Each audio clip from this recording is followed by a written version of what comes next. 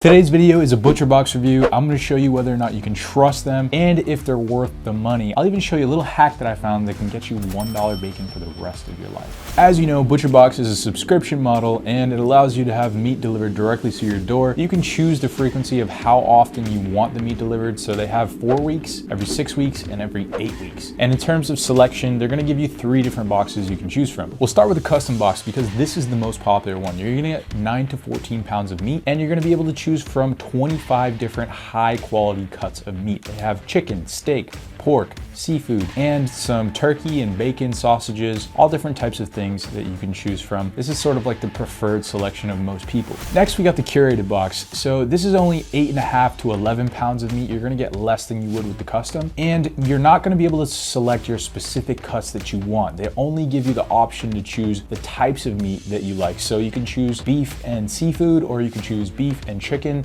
They give a few different of those. And next up, we got the basic box. So this is only gonna give you 7 to 7.5 pounds worth of meat. You have zero control over the meat that you can choose, and ButcherBox just kind of selects what they want and gives it to you. I wouldn't recommend doing this, but it is okay if you're looking to just try out the service first. Let's talk about the quality. Are you getting good cuts of meat? Where is it coming from? Can you trust them? Most importantly. So I did a little bit of research on their website and I found that there were some interesting things that they noted. The first is that all their facilities are rigorously inspected from the USDA, which is the US Department of Agriculture. Next, the chicken is USDA organic certified. That means that when they're feeding the chickens, they only give them organic feed. The chickens, the beef, the pork, they don't have any added hormones or antibiotics. So there isn't any kind of like harmful things that they're injecting into these animals that could wind up on your plate later on. And last but not least, all their beef is grass-fed and grass-finished, meaning that they let the cows graze, they eat nothing but grass. I tried to do a little research into where the meat comes from, and on their website they mentioned that their beef comes from Australia. Apparently Australia has some of the highest standards in terms of animal welfare and as well as quality. They have a bunch of different rules and regulations over there. Trust me, I lived over there for a little while. They have rules for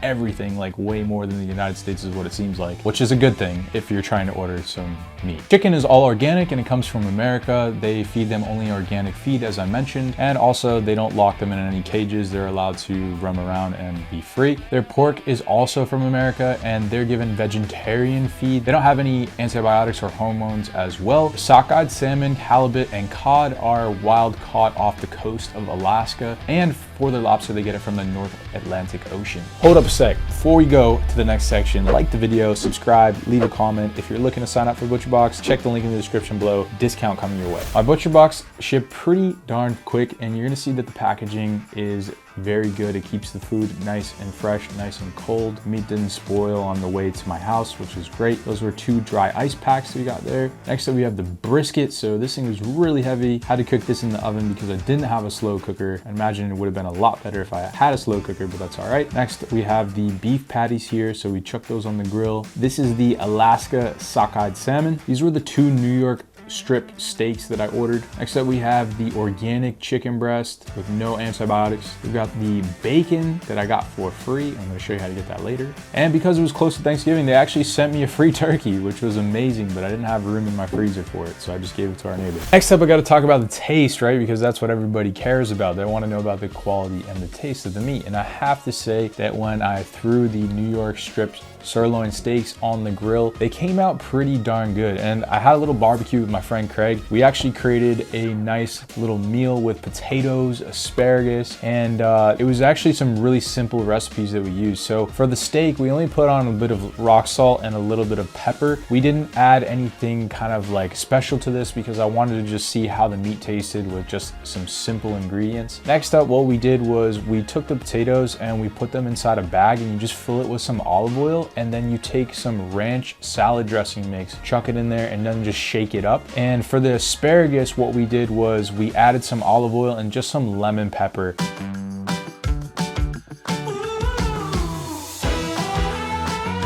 We chucked all this stuff on the grill and it came out really, really good. We also took the chicken and we cooked the chicken as well. We used some Sweet Baby Ray's for the barbecue sauce, which was great as well. And overall, I had to say with the steaks themselves, they had a little bit of fat on them, but it was because of the cut that we had. If you like a little bit of fat on your steaks, just to give it some nice flavor, like that's always good. They were very tender. They weren't chewy at all. The chicken was good too. Didn't have any texture or any kind of rubbery issues with that. When I tried cooking the salmon in a pan at home, it was just like any regular salmon that you would get from the grocery store. So there wasn't anything like spectacular about it. But then for the brisket, that was interesting because it was my first time cooking that, and we used the oven to make that instead of a slow cooker, which I wish we had, but it still came out pretty darn good. Overall, if I had to rate the steak, I would give it an 8 out of 10. If I had to rate the chicken, it would also be an 8. The salmon, I'm not even gonna rate because like it's no different than salmon you would get from the grocery store. And for the brisket, I actually really like that. I'm gonna give it a 9. So let's talk about the pros and cons to ButcherBox. One pro I would have to say about ButcherBox is the selection. They give you over 25 quality cuts to choose from, and I didn't really find anything that I didn't like. The second pro to ButcherBox is that it's convenient. You know, buying all this meat at the grocery store, sometimes you don't know where the meat is coming from. There's not a lot of transparency. And for someone like me who doesn't like going to the grocery store, this is pretty darn convenient. The third pro to ButcherBox is I'd have to say that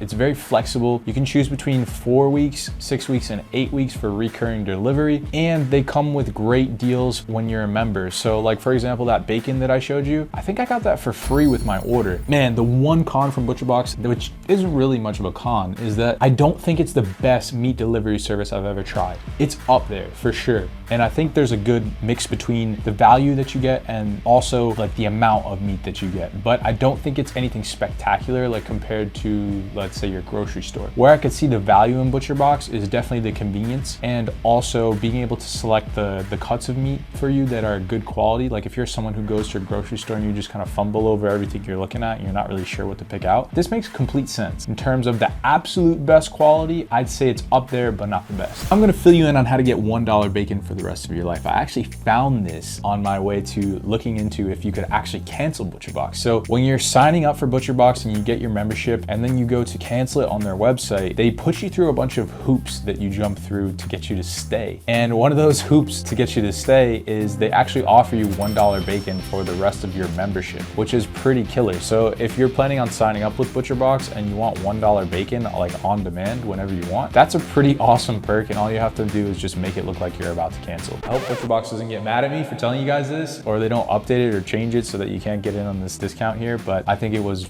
really cool, and it's kind of like a marketing thing that you can like exploit and take advantage of. If you're interested in ordering ButcherBox, make sure you check the link in the description below. I update that with the best possible discount you can get on the internet, and if you click and use that link, I'll receive a commission at no extra cost to you. Final verdict, would I buy ButcherBox again, knowing everything that I know? And the answer is yes, because I think it's the sweet spot between quality and quantity. They give you a lot for your money, and it's also pretty decent quality. Is it the best that I've had? No, but it is pretty good. And I have to say that there's a large selection with good quality cuts. I think it's at least worth a try. And if you were interested in this video, chances are you're gonna like this one over here. So make sure you click it.